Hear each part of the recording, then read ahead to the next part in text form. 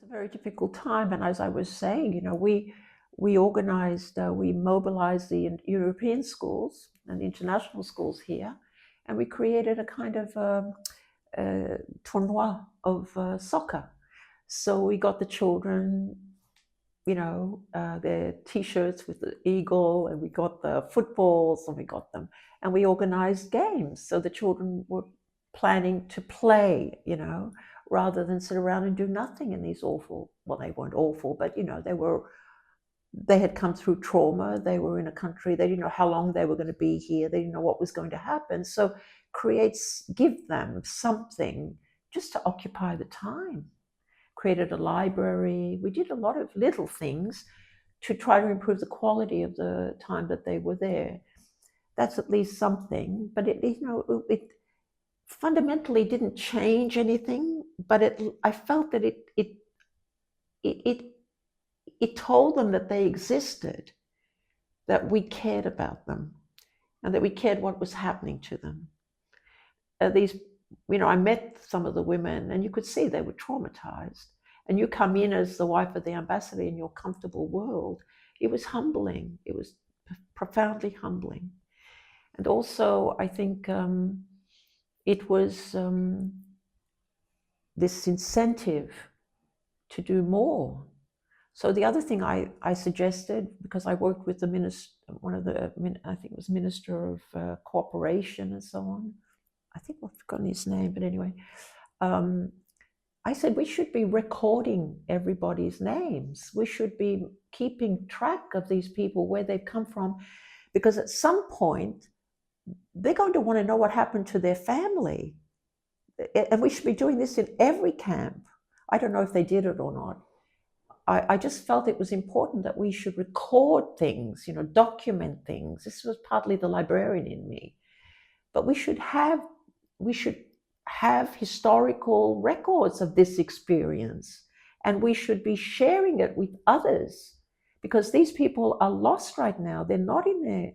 They don't know. They're living with uncertainty and fear and trauma, but it's not going to be forever. This is going to end. And when it ends, we should be able to connect people. We should help them find each other again, whatever.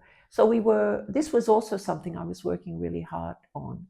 It was, but it was really a feeling of helplessness in a way, these little things that you think you're going to do, but you can't change what's happening, and you're watching this stream of people, and you're reading about what happens at the border with Macedonia, and you understand the horrors that are occurring, and what's happening to women in Kosovo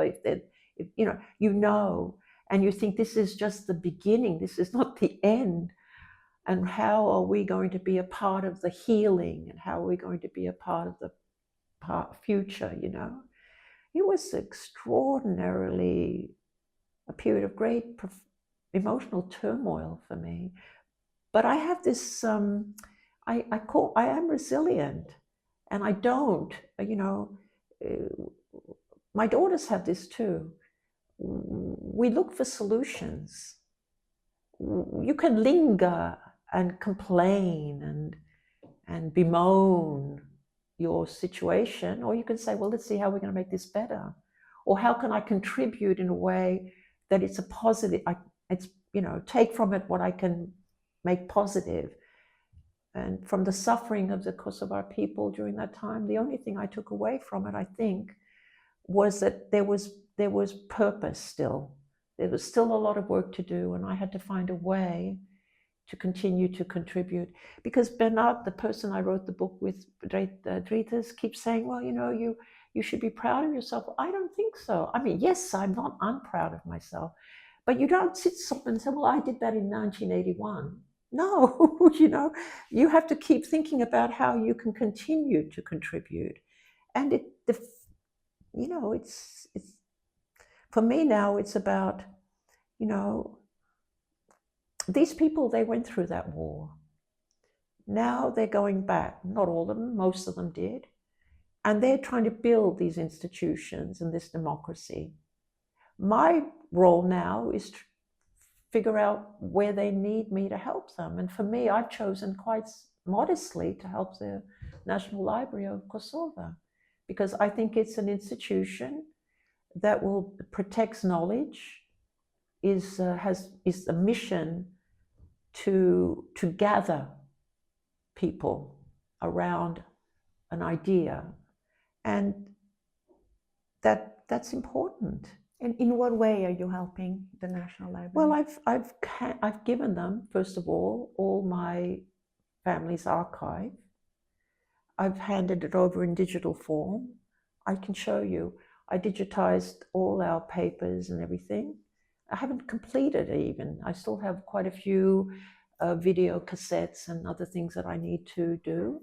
I've done some of them, but all the paper has been digitized, and that I've given to them already in digital form, and I've organized it as a searchable database. So I've given that to them, and they'll do what they want with it, but it's available, and one day, hopefully, it will provide some information about what was happening here in Brussels through the 70s, 80s, and 90s, when all of this was happening in Kosovo. Because for me, the message is one of hope, and also it's one of recognition that they didn't know it then, but they weren't forgotten. Their voice was being heard in Brussels and Paris. We were speaking for them, and we were defending them. Their suffering wasn't happening in isolation, even though they didn't know it. I want that to be heard. But I also think that what I would like to do now is I'm the director of the director of the National Library will be coming to Brussels, and I've arranged for her to meet with the director of the National Library here. And I'm hoping that this will be a bilateral agreement, because I think the National Library, and as equals, they are two directors of two national organizations. Our Madame Rogova Hoja is not coming. Gaja is not coming to ask for something. She's coming to build a relationship, to build something together. So I've organized that as well. I'm hoping that this will build more connections for the library in the European sphere, and hopefully help in some way that they'll define, improve services, maybe outreach programs. That's for them to work out. But I am a supporter of the National Library of Kosovo, and I'll do what I can to help them keep building to a vision that will make it recognized even in Kosovo, because I get the feeling that people don't really understand its role or value it. So some PR for the library as well, That's one of the things, Well, it seems like it's very important that the archival material that you are providing, or maybe because I'm more aware of what happened in the United States and what happened in Europe in those years, in the 70s, the 80s. But obviously, you were here with Idris and with Enver Hadri and others doing all this work. And it's important to understand it. And talking with Teuta yesterday, she was telling me that when Enver Hadri was killed, there was really a sense of something. It was traumatic for this community. Can you? I'm sorry to revive another bad memory, but right. Can you explain what happened there? Because obviously, someone was very present in the leadership was taken out. It must have been also worrisome for you, because you understood the fear that something could happen. Can you tell us more about that?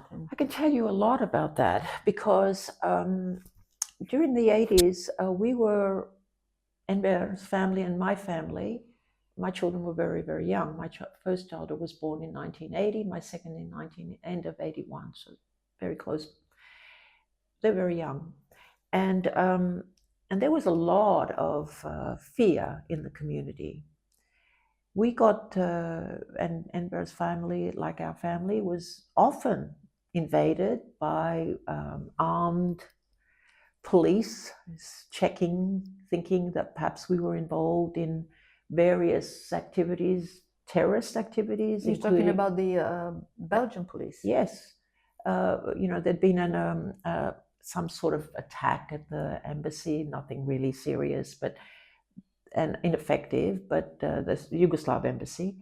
And suddenly Enver's family and my family were invaded with machine guns and people going through all our belongings, and not once, several times. And one of those times, one of the representatives of the security services of Belgium, I won't name him, but he came to our home while these armed other sort people going through our papers, and he sat down with Idris and I, and I'm trying to, keep him away from my children, and he says, well, he said, matter-of-factly, like this, like we're talking about, he said matter-of-factly, he says, the Albanians think that the Yugoslavs are going to kill you. He's telling my husband this, are going to assassinate you. And the Yugoslavs are sure that the Albanians are going to assassinate you. I'm sitting right there. And he says, but you know what? I think you're going to kind of get through, because neither of them, they're going to wait for each other, so you'll get through. And he adds, not so sure about Enver Hadri. He said that. And I said, I beg your pardon, you're talking about people's lives here. They have family, they have children. He said, I'm just telling you how it is. Blasé, unfeeling, completely insensitive to what he was saying. Thought that was funny. And so fast forward, and they kill him. They kill Enver, and they kill him one night. And we are at home, and we have guests that evening. But for some reason, Idris insists that we watch the news. It's 7 o'clock news. He said, no, because there's so much going on that he never wanted to miss the news. So we go to the library and we put on the television, da, da, da, da, and there it is. Enver, they don't quite say Enver died, they, opposition, this and that.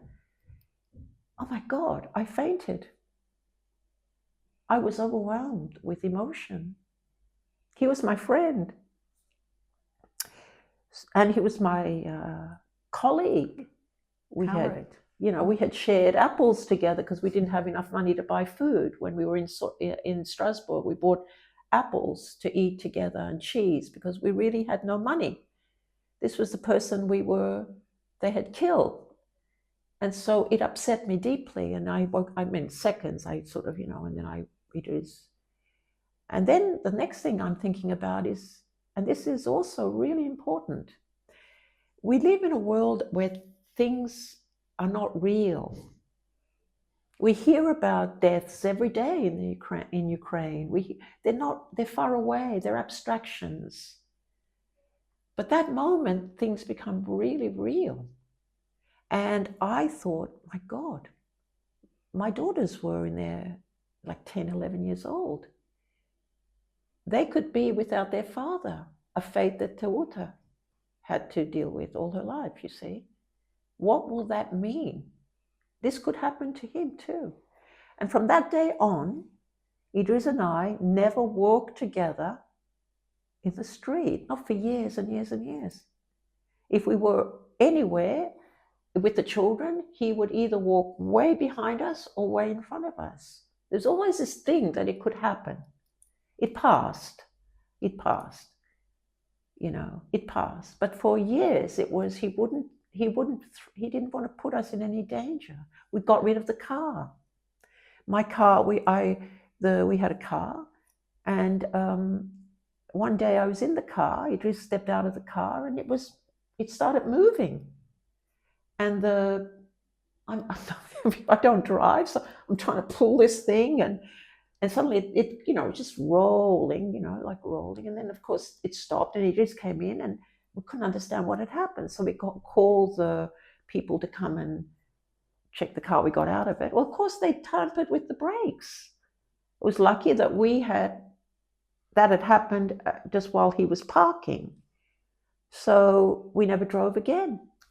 We never had a car again in the family. Never. Little things like that affect your life, that came from Enver's. Enver's death was a profound psychological and emotional shock for me. it moved the reality of what we were doing out of the abstract into the real. I began to understand for the first time that what was at stake here, that this wasn't just gesticulation. This is real. We're dealing with a regime that is capable of murder, and that there will be victims. And Bear, unfortunately, paid a high price. But I grew up that day.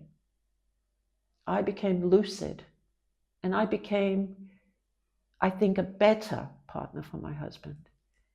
Because often I used to think he's overreacting, you know, he's living in a James Bond movie.